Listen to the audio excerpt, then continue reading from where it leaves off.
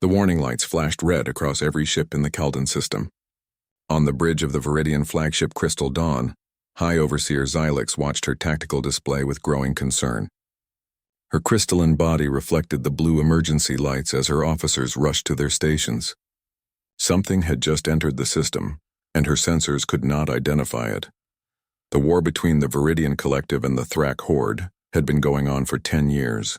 10 long years of battles in this disputed system. The asteroid belt around them was filled with broken ships and old weapons. Every day brought new fights, new deaths, and no end in sight. Both sides were tired, but neither would back down. Xylix stood tall, her crystalline form catching the light as she moved. She had led her fleet through countless battles. She knew every tactic the Thrak used. She knew every hiding spot in the asteroid field. But this unknown ship made her nervous. Her sensors showed it moving through the debris field with perfect precision, avoiding every piece of wreckage without slowing down.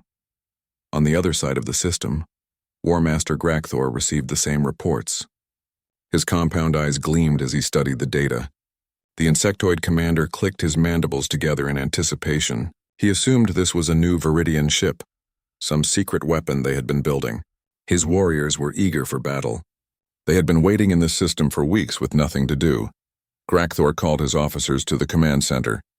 The walls of his ship were rough and organic, covered in the same chitinous material that made up his armor.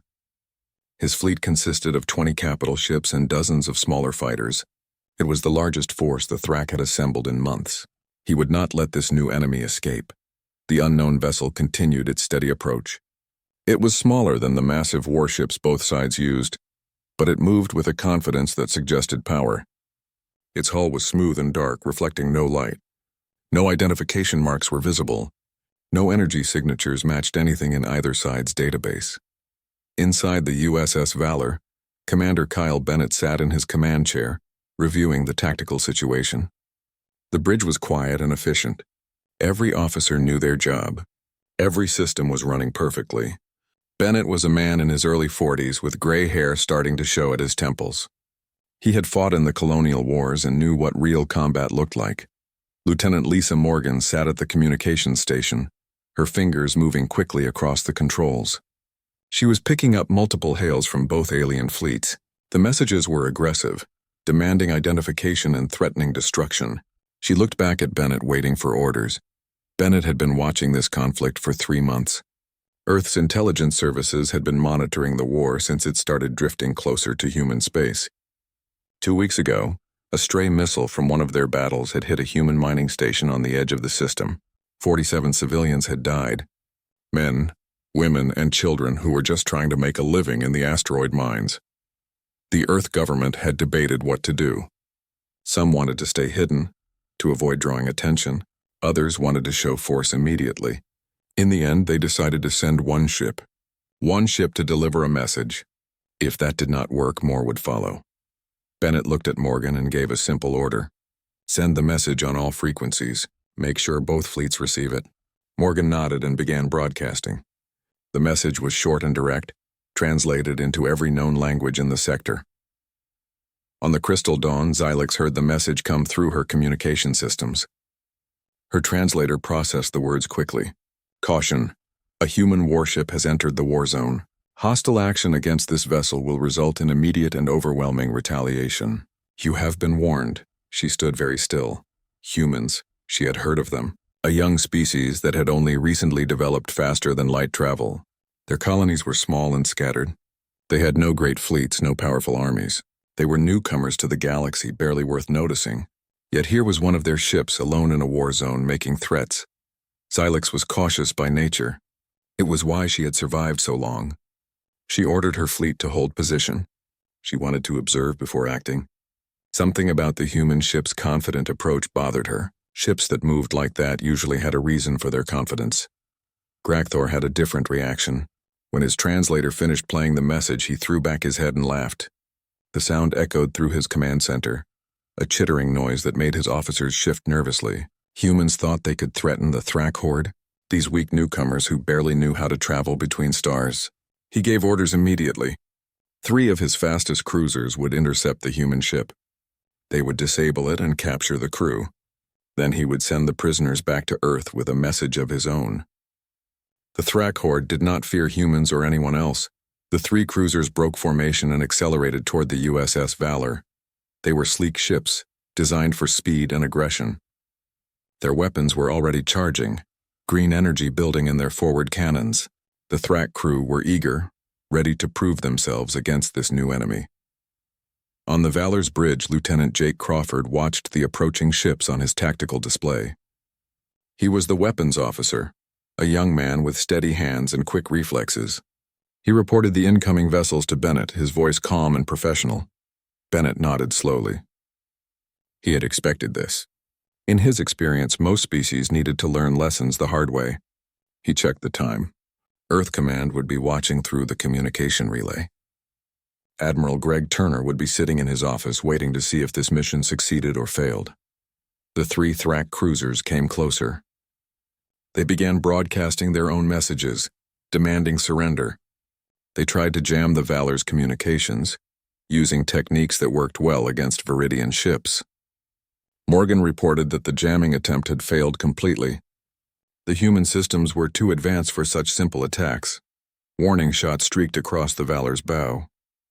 Bright green energy bolts that would have damaged any Viridian ship. They passed harmlessly by, not even close enough to trigger the defensive systems.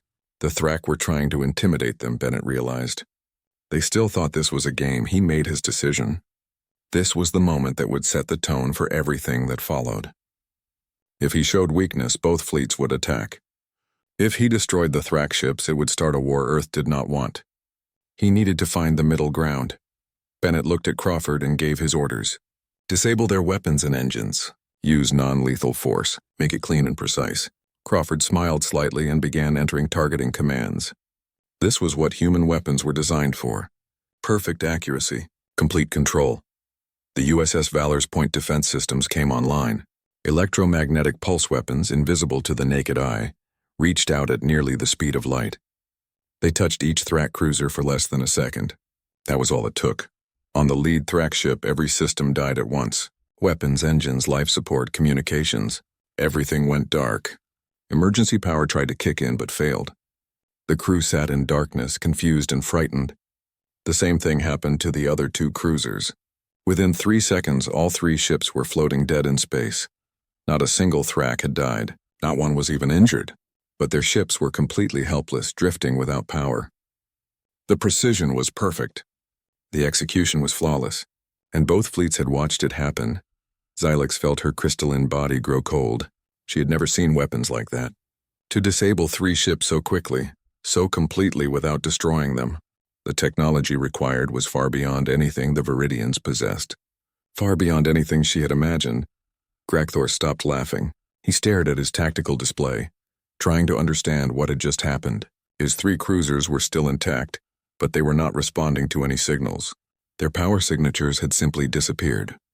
It was as if someone had reached out and turned them off like a light. Bennett stood and straightened his uniform. Morgan prepared to broadcast again.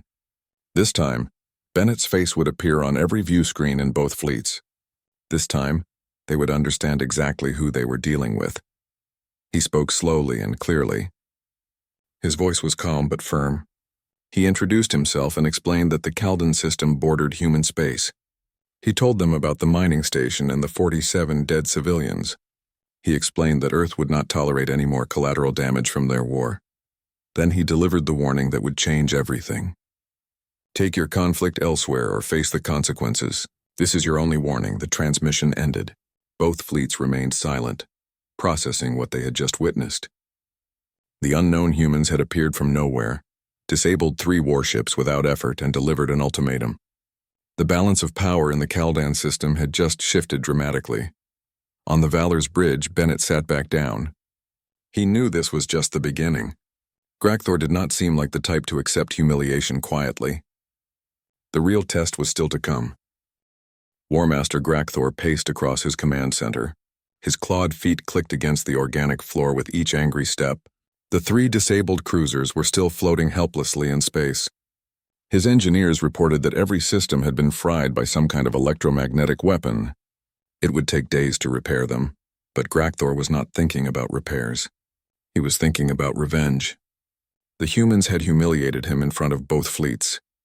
They had made him look weak. In Thrak culture, weakness meant death. His position as War Master depended on strength and victory. This could not stand. He called together his senior officers. They gathered around the tactical display, their insectoid bodies forming a circle. Grakthor pointed at the human ship with one clawed hand. That single vessel had to be destroyed. Not disabled, not captured. Destroyed completely, so thoroughly that no trace remained. His second-in-command, a scarred warrior named Varkesh, expressed concern. The human weapons were clearly advanced. Perhaps they should report this to the Horde Council and request guidance. Grakthor's response was swift and brutal. He struck Varkesh across the face, sending him sprawling. There would be no requests for guidance. There would be no retreat. Grakthor ordered the entire fleet to prepare for battle. 20 capital ships, each one larger than the human vessel. Dozens of fighters and support craft. Thousands of warriors eager to prove themselves. Surely that would be enough. On the Crystal Dawn, Xylix watched the Thrak fleet mobilize with growing alarm. She ordered her sensor officers to focus all their attention on the human ship. Study everything. Energy signatures, hull composition, weapon types. She needed to understand what they were facing. Her science officer, a young Viridian named Crix, reported his findings. The human ship's energy output was strange. It seemed to be running on some kind of contained fusion reaction, but far more efficient than anything the Viridians used. The hull was made of layered materials they could not identify. The weapons appeared to be electromagnetic in nature, but the power levels were extraordinary. What worried Crix most was what they could not see. The human ship had disabled 3 cruisers instantly, yet their sensors had barely detected the weapons firing. That suggested technology that operated beyond their ability to measure. It suggested capabilities they could not imagine. Xylix made her decision. The Viridian fleet would not engage. They would maintain their position and observe. If the humans destroyed the Thrak fleet, she would open diplomatic channels immediately. If the Thrak somehow won, she would reconsider. But she would not risk her people until she understood what was happening. Aboard the USS Valor, Lieutenant Morgan reported the Thrak fleet's movements. Bennett had expected this. He had seen it before in the colonial wars. Some commanders could not accept defeat gracefully. They had to keep fighting until they had nothing left. He opened a secure channel to Earth Command. Admiral Turner's face appeared on the screen. The Admiral looked tired. It was late at night in the capital, but Turner had been waiting by his communication station for hours. He knew this moment would come. Bennett explained the situation. The Thrak were preparing to attack with their full fleet. He had tried to resolve this peacefully. He had shown restraint. But they were not backing down. He needed authorization to use lethal force if necessary. Turner was quiet for a long moment. Bennett could see the weight of the decision on the Admiral's face. This would be Earth's first real military engagement with an alien species. If it went wrong, it could mean war across the sector. If they showed too much strength, they might be seen as aggressors. If they showed too little, they would be seen as weak. Finally, Turner gave his answer. Bennett was authorized to defend his ship and crew by any means necessary. But he should still try to minimize casualties. Disable rather than destroy where possible. Show strength but also restraint. The galaxy needed to learn that humans could fight, but chose not to when other options existed. Bennett acknowledged the orders and closed the channel. He stood and addressed his crew. They were about to face 20 enemy warships. The odds looked bad, but only if you did not understand the technology they possessed. The Valor was one of Earth's newest ships, built with all the lessons learned from centuries of human warfare. He ordered battle stations. Throughout the ship, crew members moved to their positions with practiced efficiency. The weapon systems came online. The shields activated. The engines charged to full power. Everything was ready. The Thrak fleet approached in a standard attack formation. They formed a curved line, trying to surround the human ship and hit it from multiple angles. Their weapons began charging, building up the green energy that Thrak plasma cannons used. It was an intimidating sight. 20 massive warships bearing down on a single target. Grakthor stood at the center of his command ship, watching the human vessel on his main screen. It was not trying to run. It was not calling for help. It just sat there waiting. That confidence made him angry. These humans needed to learn respect. They needed to learn fear. He gave the order to fire. All 20 ships unleashed their weapons at once. Hundreds of plasma bolts streaked through space toward the USS Valor. Kinetic missiles followed, creating a wall of metal and energy. It was enough firepower to destroy a small moon. Surely it was enough to destroy one human ship. On the Valor's bridge, Crawford watched the incoming fire on his tactical display. He had never seen so many projectiles at once, but he was not worried. He trusted the ship's systems. He trusted his training. He pressed a button and the point defense grid activated automatically. Laser systems, operating at the speed of light, began tracking and destroying incoming projectiles. Each laser pulse lasted only a fraction of a second, but it was enough. Plasma bolts were vaporized. Missiles were cut in half. The lasers moved faster than the Thrak sensors could track, hitting hundreds of targets every second. A few projectiles made it through the laser screen. The Valor's shields caught them easily. The shields used gravitational technology, bending space around the ship to redirect incoming attacks. The plasma bolts curved away harmlessly. The missiles exploded against an invisible wall and caused no damage. When the barrage ended, the USS Valor was completely untouched. Not a single hit had registered on its hull, not even a scratch on the paintwork. The human ship sat in the middle of a debris field from destroyed projectiles, perfectly calm and undamaged. Grakthor could not believe what he was seeing. His best weapons, fired by his entire fleet, had done nothing. Absolutely nothing. The human ship had not even moved to dodge. It had just absorbed everything they threw at it. On the Crystal Dawn, Xylix felt fear for the first time in many years. The Thrak had just demonstrated why they were such dangerous enemies. Their combined firepower was terrible, yet the human ship had stopped it all without effort. What kind of species had they been ignoring? What kind of technology did humans really possess? Bennett stood calmly on his bridge. The defensive systems had performed exactly as designed. Now it was time to show what human weapons could do on offense. He looked at Crawford and gave the order to return fire. Use measured force. Target weapons and engines where possible. But any ship that refused to stop would be neutralized completely. Crawford entered the targeting commands with steady hands. The Valor had 3 main weapon systems: railguns that fired metal slugs at incredible speeds, directed energy weapons that could cut through any known armor, and smart missiles that could dodge countermeasures and track moving targets. The railguns fired first. Slugs of dense metal, accelerated to a fraction of light speed, crossed the distance to the Thrak ships in seconds. They punched through shields like paper.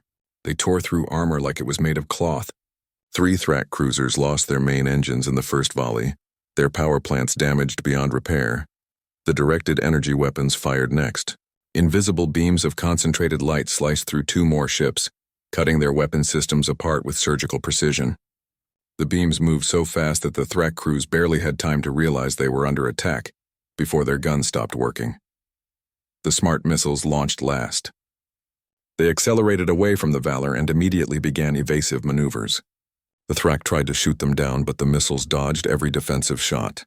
They struck 4 more ships, targeting the bridge sections and leaving the crews alive but helpless. In less than 2 minutes, 9 Thrak warships were disabled.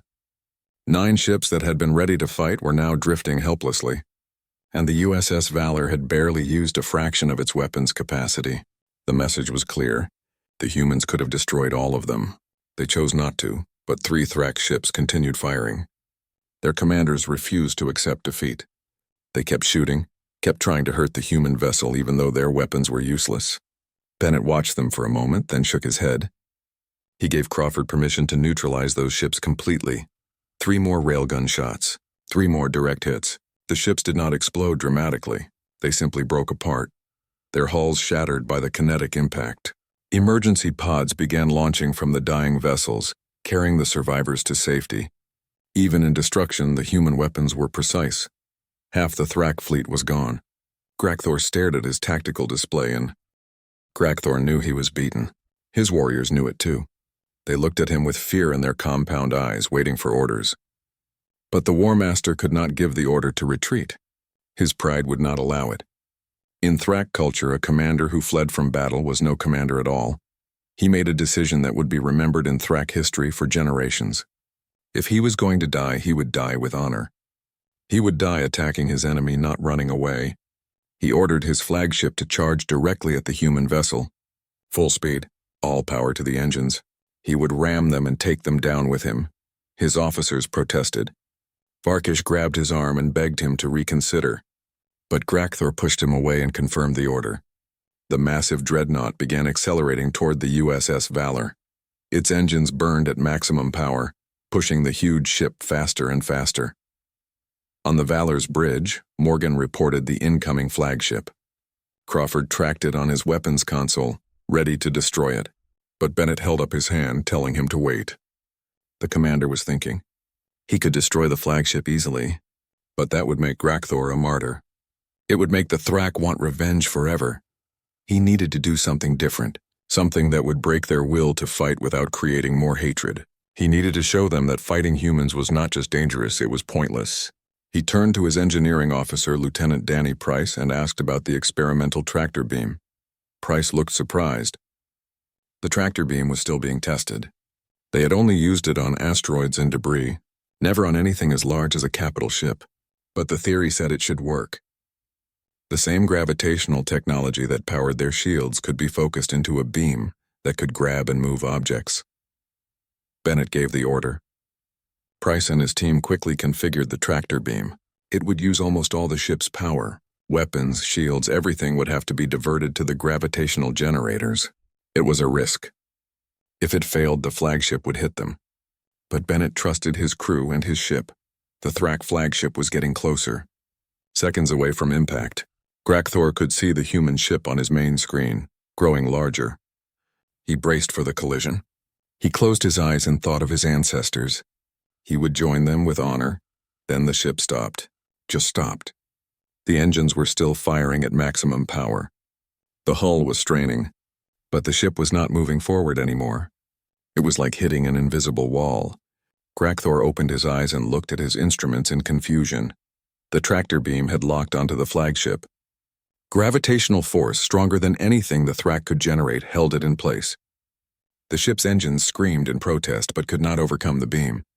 The flagship, all its millions of tons, was frozen in space just meters from the Valor. Then something happened that no one expected. The USS Valor lifted the flagship, actually lifted it like picking up a toy. The massive Thrak dreadnought rose slowly, its engines still firing uselessly. The human ship held it suspended in space, demonstrating power that seemed impossible. And then gently, almost playfully, the Valor tossed the flagship aside. The huge warship tumbled through space, spinning slowly. Its engines finally shut down as the crew gave up trying to fight. The ship was intact, the crew was alive, but they were completely helpless. The demonstration was complete. The remaining Thrak ships immediately surrendered. Their commanders broadcast messages of submission on all frequencies. They shut down their weapons. They cut their engines. They wanted no part of fighting an enemy that could juggle capital ships like children's toys. Grakthor sat in his command chair, staring at nothing. His officers were silent. His warriors were silent. Everyone on the flagship had just experienced something that changed their understanding of the universe. They had thought they were powerful. They had thought they were strong. Now they knew better. On the Crystal Dawn, Xylix immediately ordered her communications officer to open a channel to the human ship. She needed to speak with their commander immediately.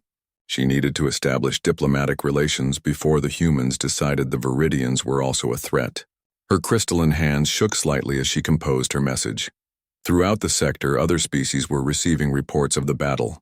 Ships from a dozen different civilizations had been watching from a safe distance. Now they were sending urgent messages to their governments. The humans were not the weak newcomers everyone had assumed. The humans were something else entirely. Bennett stood on the Valor's bridge and surveyed the battlefield. Disabled Thrak ships floated everywhere. Emergency pods were scattered among the debris.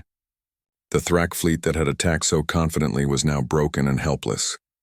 And it had taken less than 15 minutes. He ordered Crawford to stand down weapons. He ordered Price to maintain the tractor beam on the flagship, keeping it stable. He ordered Morgan to broadcast a message to both fleets. All surviving Thrak crew would be rescued. Medical assistance would be provided. No prisoners would be harmed. But the war in this system was over. Morgan sent the message and then reported that High Overseer Xylix was requesting permission to speak with Commander Bennett. Bennett agreed. A few minutes later, Xylix's crystalline face appeared on his main screen. She looked nervous, which was unusual for a Viridian commander. She began by apologizing. She said the Viridian Collective had not known about the human mining station. If they had known humans were in the area, they would have moved their conflict elsewhere. She offered compensation for the dead civilians. She offered trade agreements. She offered anything Earth might want. Bennett listened politely. When she finished, he explained Earth's position clearly. Humans did not want territory in this region. They did not want to conquer anyone. They just wanted their colonies to be safe. The war between the Viridians and the Thrak had to end or move far away from human space. That was not negotiable. Xylix agreed immediately. She would order her fleet to withdraw to their home territory. She would open negotiations with the Thrak if the humans would mediate. She was willing to do anything to avoid becoming Earth's enemy. Bennett said he would consider the mediation request and contact her later. After the communication ended, Bennett sat down heavily. Lieutenant Morgan brought him a cup of coffee. He thanked her and took a sip. The bridge crew looked tired but proud. They had done their jobs perfectly. They had faced overwhelming odds and won decisively, but Bennett knew this was just the beginning. Earth had announced itself to the galaxy in a dramatic way. Other species would be watching now, trying to decide if humans were potential allies or future threats. Every decision he made from this point forward would have consequences. He opened a channel to Admiral Turner. The Admiral had watched the entire battle through the relay feed. His face showed relief and pride. Bennett reported that the mission was successful. The war in the Caldan system was over. Both alien fleets had been neutralized without excessive casualties. Turner congratulated him and then gave him new orders. The Viridian request for mediation had reached Earth Command through official channels. The government wanted to pursue it. If Bennett could help end this 10-year war, it would establish Earth as a legitimate diplomatic power. It would show that humans could build peace as well as win battles. Bennett accepted the assignment. He asked for additional diplomatic staff to be sent to the Caldan system. He also asked for permission to bring representatives from both alien factions aboard the Valor for initial talks. Turner approved both requests and promised support. Over the next few hours, the Valor's crew worked to secure the battlefield. Rescue shuttles were sent to collect Thrak survivors from escape pods. Medical teams treated wounded aliens with the same care they would give to humans. Engineering teams helped stabilize damaged ships so they would not break apart. Grakthor was brought aboard the Valor as a prisoner. He expected to be executed or tortured. Instead, he was taken to the medical bay where human doctors examined him for injuries. They were professional and courteous. They treated him with respect despite his defeat. It confused him deeply. When Bennett visited the medical bay, Grakthor asked the question that had been bothering him. Why had the humans not destroyed his fleet completely? They had the power. They had the right. His warriors had attacked first. By Thrak law, the humans could have killed them all. Bennett's answer was simple. Because it was not necessary. The goal was to stop the threat, not to maximize deaths. Every life had value, even enemy lives. Destroying the Thrak fleet would have accomplished nothing that disabling it had not already achieved. And it would have created hatred that would last for generations. Grakthor did not understand completely, but he was beginning to realize that humans thought differently about war than the Thrak did. For the Thrak, war was about glory and honor. For humans, war was just a tool to achieve specific goals. The humans used exactly as much force as needed and no more.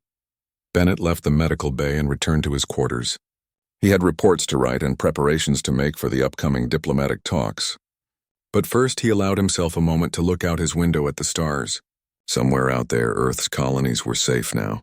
That was what mattered. That was why he wore the uniform. 3 weeks had passed since the battle. The Caldan system looked different now. The debris fields had been partially cleared.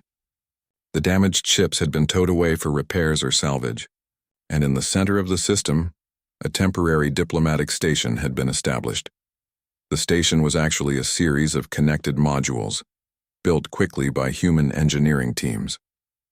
It had meeting rooms for negotiations, living quarters for delegates, and even recreational areas where different species could interact informally. The entire structure orbited a small moon, neutral territory that belonged to neither faction. High Overseer Xylix arrived first. She came with a small delegation of advisors and diplomats.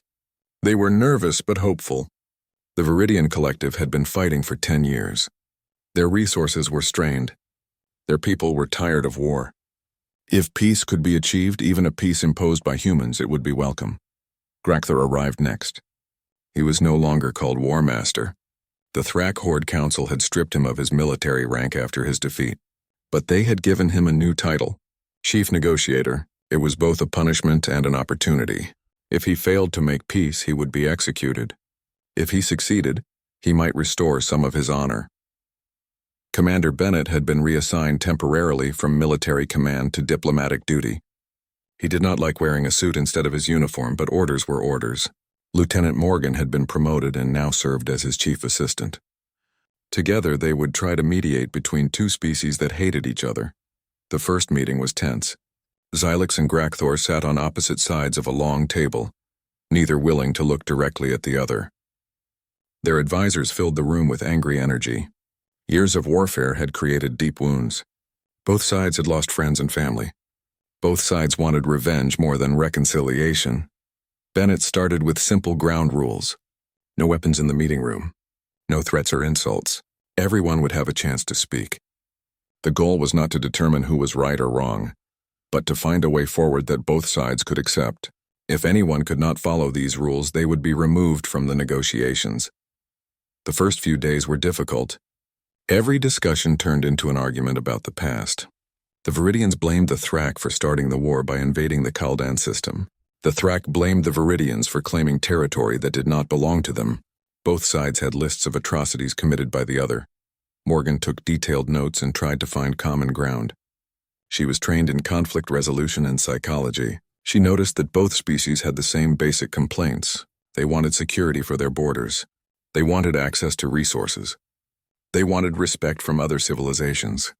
The specific issues were different, but the underlying needs were similar. On the fourth day, Bennett changed tactics. Instead of letting them argue about the past, he asked them to talk about the future. What did each species want 50 years from now? What would success look like? If they could have anything they wanted, what would it be? Xylix spoke first. The Viridian Collective wanted peace and prosperity. They wanted to rebuild their damaged cities. They wanted their children to grow up without fear of war. They wanted to be recognized as a legitimate civilization with rights and territories that others would respect.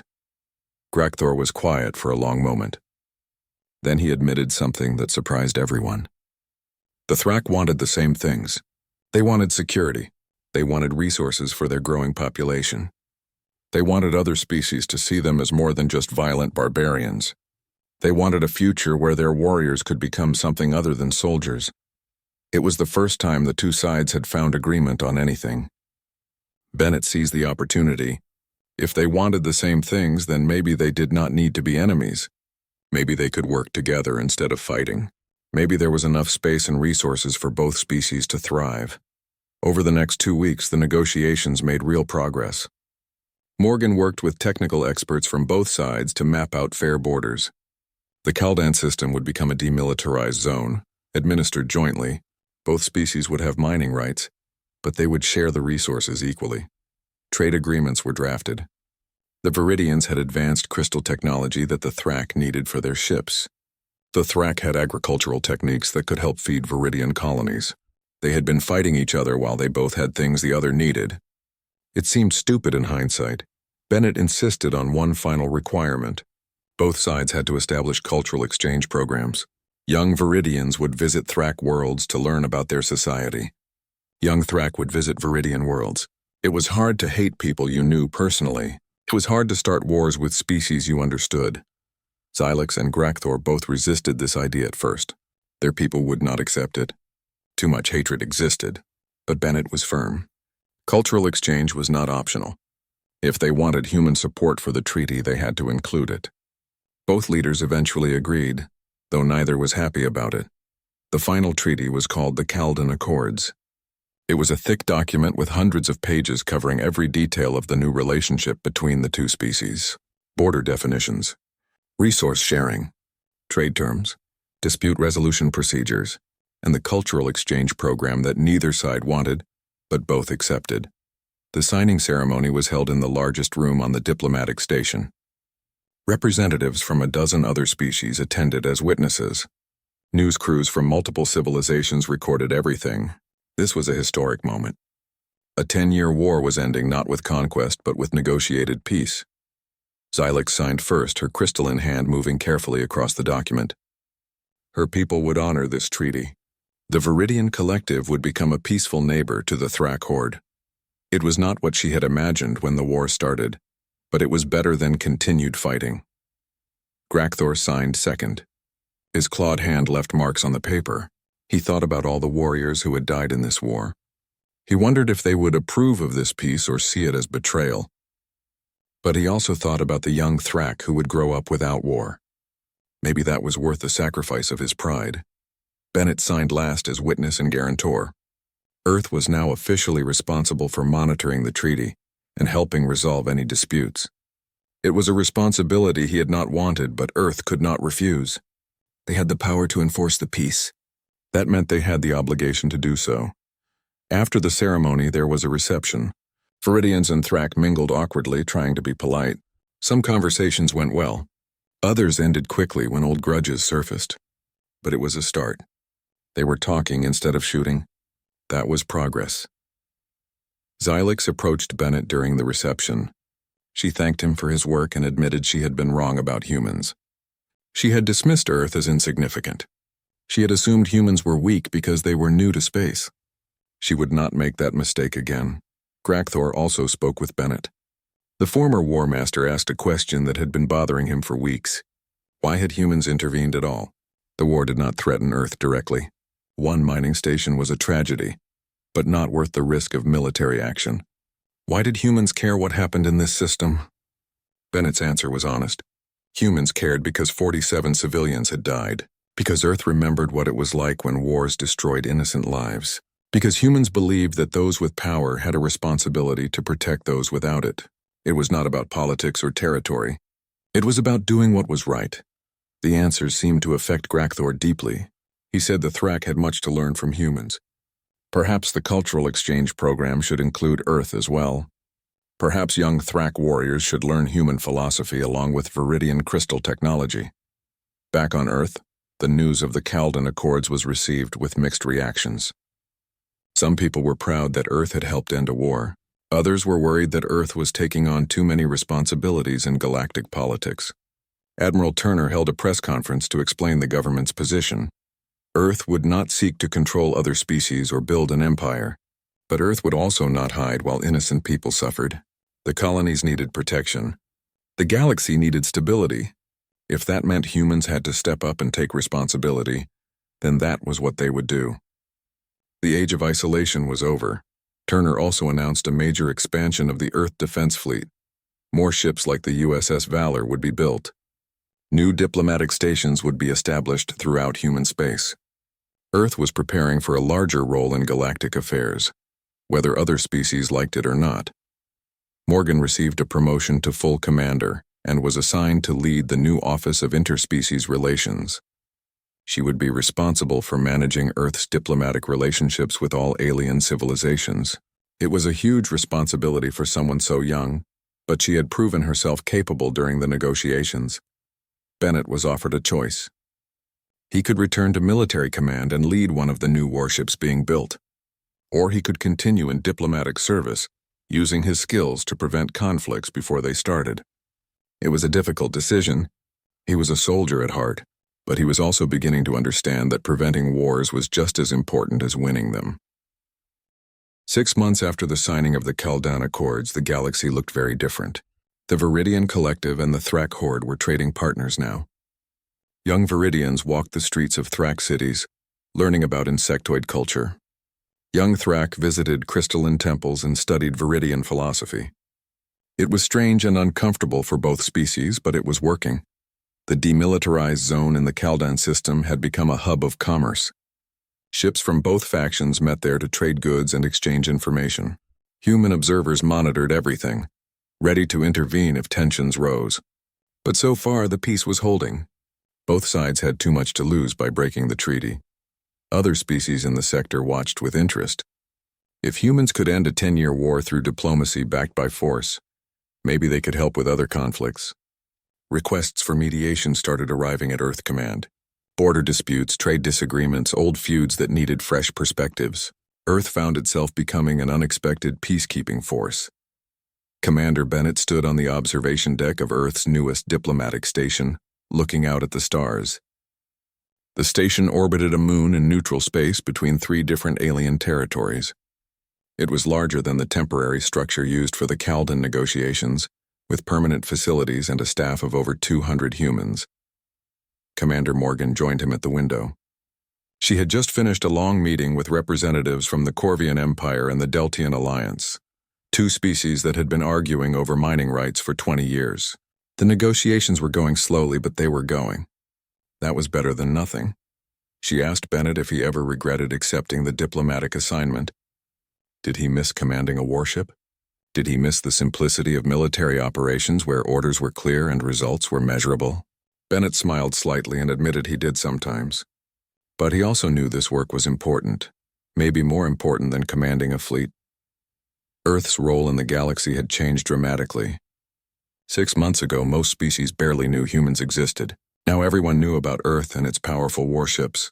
The phrase that had started everything, caution, a human warship has entered the war zone, had become famous across the sector. It was spoken with respect, sometimes with fear but never with dismissal. The USS Valor had become a legend. Stories about the battle in the Calden system had spread and grown with each telling. Some versions were accurate. Others claimed the Valor had destroyed 100 ships or fought off an entire armada. Bennett did not bother correcting the exaggerations. Sometimes reputation was more valuable than truth. Admiral Turner had been promoted again, this time to Ambassador Turner. He led Earth's new diplomatic corps from headquarters on Earth. He oversaw all contact with alien species and coordinated the work of dozens of negotiators and mediators. It was a massive job, but Turner handled it with the same calm efficiency he had shown as a military commander. The Earth Defense Fleet had grown significantly. 5 new warships had been completed, each one as advanced as the Valor. Dozens more were under construction. Earth was building the capacity to protect all its colonies and enforce peace throughout the sector. The investment was enormous but necessary. Not everyone on Earth was happy with these changes. Some politicians argued that the military buildup was too expensive. Others worried that Earth was making too many enemies by interfering in other species' conflicts. There were protests and debates. Democracy was messy, but it worked. The people had their say, and the government adjusted its policies accordingly. In the Thrak Horde, Grakthor had found a new purpose. He was no longer a warrior, but he was still serving his people. As chief negotiator, he had helped establish trade relationships with 6 different species. He had resolved border disputes and prevented conflicts. His honor had been restored, not through combat but through peace. He visited Earth once, traveling with a delegation of Thrak officials. He was amazed by what he saw. Earth was a beautiful planet, green and blue, with vast oceans and diverse climates. But what impressed him most was the history. Humans had fought terrible wars among themselves. Nuclear weapons, world wars, genocides. Yet they had learned from those mistakes and built a peaceful global civilization. Grakthor met with human historians and philosophers. He learned about Earth's long struggle to overcome violence and hatred. He learned about the organizations they had built to prevent war and protect human rights. He realized that human restraint in battle was not weakness. It was wisdom earned through centuries of suffering. The Thrak Horde began changing its culture. Warriors were still respected, but so were teachers and diplomats. Young Thrak were encouraged to study history and philosophy along with combat training. It would take generations to fully transform their society, but the process had begun. And it had started because one human ship had shown them a different way. High Overseer Xylix also visited Earth.